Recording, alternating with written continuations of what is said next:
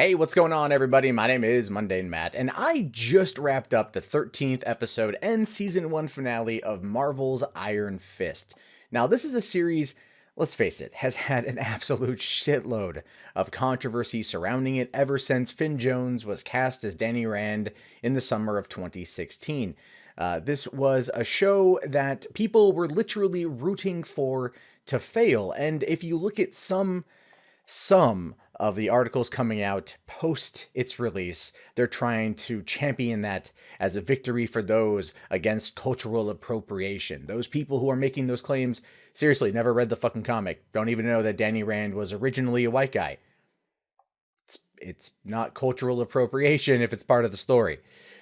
Even the way it was handled was actually done pretty well, but the people who were rooting for it to fail simply didn't care, simply couldn't look past the bridge of their nose when it comes to the fucking narrative. Now, the show itself isn't perfect, and this review will have quite a few spoilers, so if you want to know whether or not I recommend it, whether or not I think it's worth your 13 hours to invest into the series, yes, absolutely. Are you a fan of the Marvel series?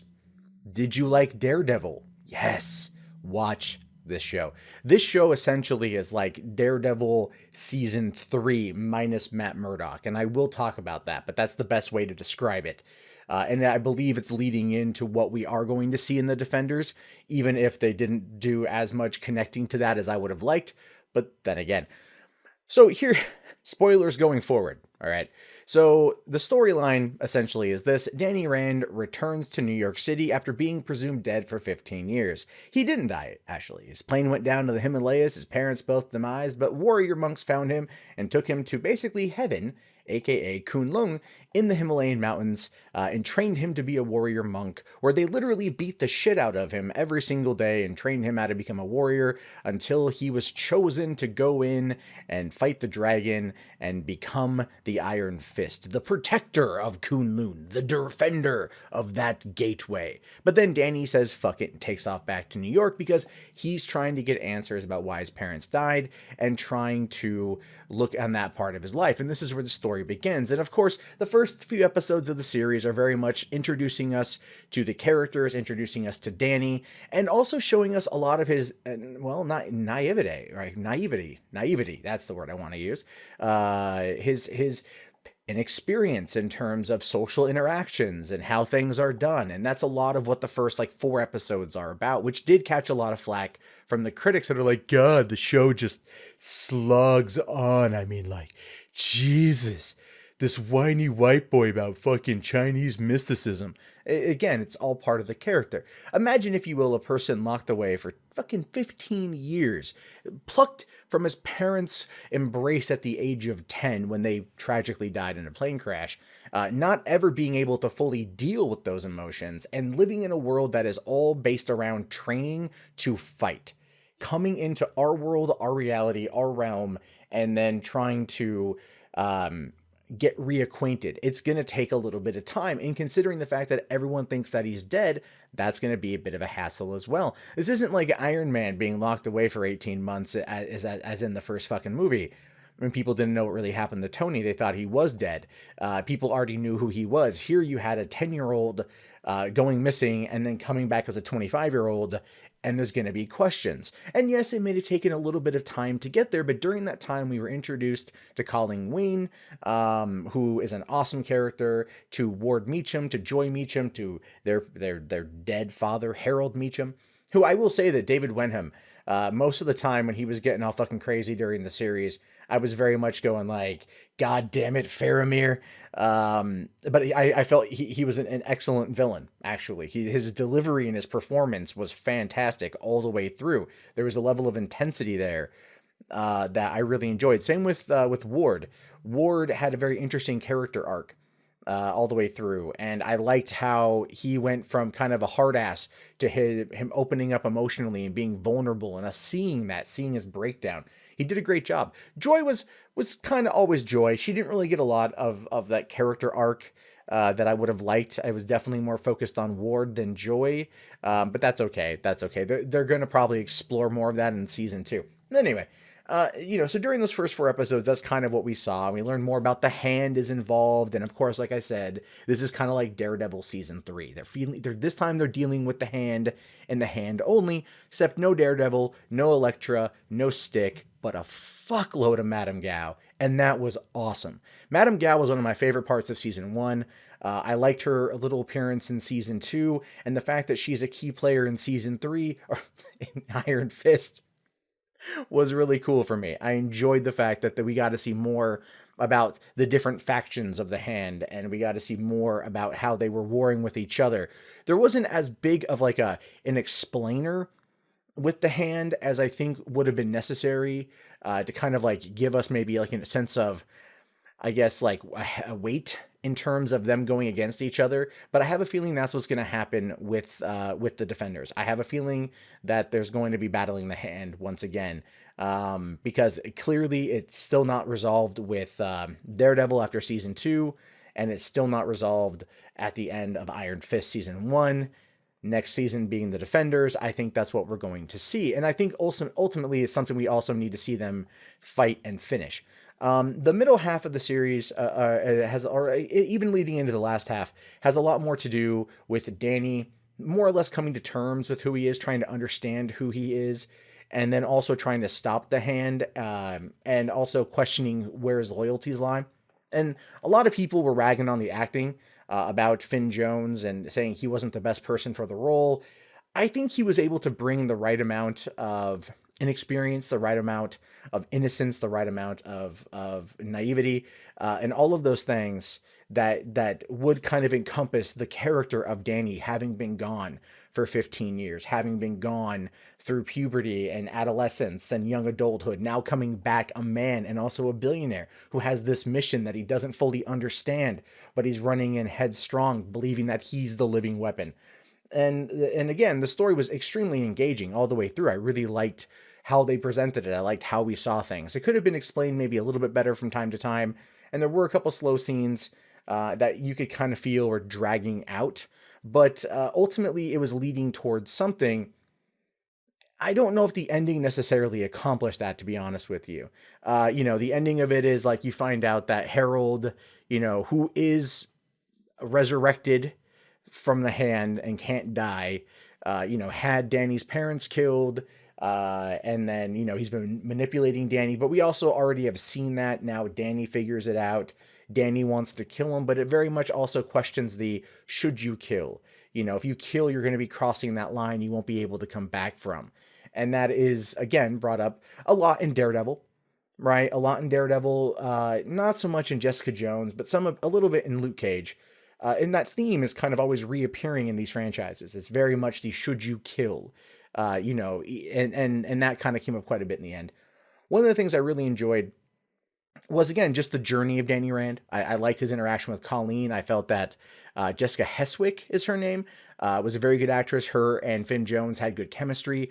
And I'm not going to lie, I fucking squealed like a girl when Rosario Dawson popped up. Claire Temple showed up. And I'm all like, she's the night nurse. The Defenders are imminent, And the thing is, Claire didn't do one thing I wanted her to do. Because in Jessica Jones, she was like, I know a good lawyer. In Luke Cage, she says twice, I know a good lawyer. And I'm like, third time's the charm. Give me the Daredevil. I don't even give a shit if it's Daredevil as Daredevil. Give me Matt Murdock. Give me Charlie Cox. Bring me Charlie Cox, because Jerry Hogarth is in it quite a bit. Okay, more so in this than I think she was even in Jessica Jones, although having a more minimal role, but having more screen time and less finger banging of chicks on desks. That was interesting.